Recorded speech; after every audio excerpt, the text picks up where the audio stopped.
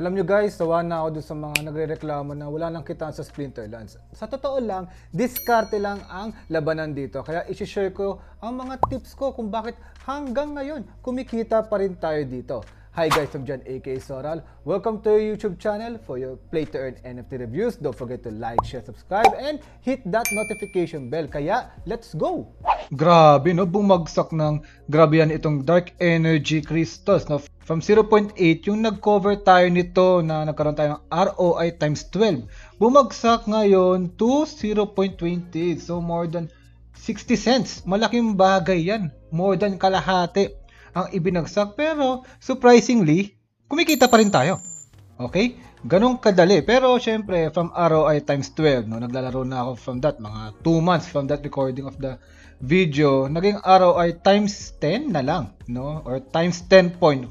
Pero still, may potential pa to para sa akin at ang pinaka-importante ay nag-e-enjoy tayo. So ngayon, alam ko maraming umiyak dyan, lalo sa mga rewards pool, na panag-rent ka, hindi na profitable. No? So, bibigyan ko kayo ng technique kung paano tayo nag-stay alive dito at kumikita as well. To give you proof, no? Last season, December 1 to December 15, 2,184 deck lang naman ang akin nakuha. Okay? 2,184 deck, isipin nyo yun, no? And nakailang gold din tayo. Siyempre, katumbas na yon. Ibig sabihin, mas malaki pa ang nakuha natin rewards. Paano ba natin to nagawa? Ang technique na ito. Number 1, sa umpisa, bumanat kayo ng bumanat. So, what do I mean by that? No? Simple lang. Hanggat maaari, don't miss out the first 5 days of the season na kumita kayo. Pakita ko sa inyo. Galing kasi akong gold, so bumagsak ako to silver. So, right now, bumagsak nga ako to bronze dahil hindi ako nakapag-rep. Pero okay lang. Ang napansin ko doon, itong first 5 na ito, diyan ang may pinaka maraming rewards. Sa bago nilang update, meron lang nakalaan na rewards sa isang season. So, ibig sabihin nun, habang tumatagal, no, habang papunta tayo sa 15th day ng season, kumukunti ng kumukunti. Isipin nyo to, 6 lang ang nakuha ko ng mga, dapat day 15 to eh. Nag-skip kasi ako ng isang araw. Bakit? Dahil pinurga ko nga, no, lahat ng laro ko, katulad yan, no, season or day 2. Yan, no? Lahat yan. Nag 50% energy capture rate ako dyan para man lang ma-take advantage ko yung mismong season na yon. Pansin nyo sa day 3, konti lang laro ko. Then day 4, kumikita pa rin pala. Day 5, medyo kumukonti na yung kita. Then pag nakita nyo dito sa day 6, day 7, yun, no? Ang kukunti talaga. Gold na to ha. Guys, gold ito. No, 19 deck lang rewards. Diba? So napakaliit. Okay? Pero dahil pinurga ko nga ng 1 to 5, no, binuhos ko lahat, no, ng aking energy. Maintain nyo lang yung 50% energy capture rate. Ayun, nakabuelo ko. Nakita nyo, 750 deck sa isang araw. Sangka pa. Diba? Ayan. So nakakuha tayo ng 2,000 deck. And, no, para imposible naman yan, Sir Soral. No, nagre-rent ako 300 or 400 deck sa Gold League. Tapos ikaw, sinasabi mo na kumikita ka? So, yun yung number 2 ko. No? Rent for 2 days. Tandaan nyo guys. Rent for 2 days. So, ano bang ibig ko sabihin doon? So, may kita nyo dito sa gilid. No? I-highlight ko para mas makita nyo. May nakikita ko yung mga numbers. No? Numbers. Ayan. So, ito ang nire-rent ko sa isang araw. Pero katumbas niyan, 2 araw ng pagre-rent. So, 461. Ito yan. Ayan. Lagyan ko ng highlight. 461 deck ang nagastos ko sa isang araw, pero eto siya. Yan yung 251, 230. So, kung napansin nyo kasi yung daily quest, pag nag-end siya, 23 hours. Okay, pakita ko. Yan yung next quest available. Mapapansin nyo pagkatapos nyo, parang may 1 oras ka na extra. Kasi ganun talaga yun.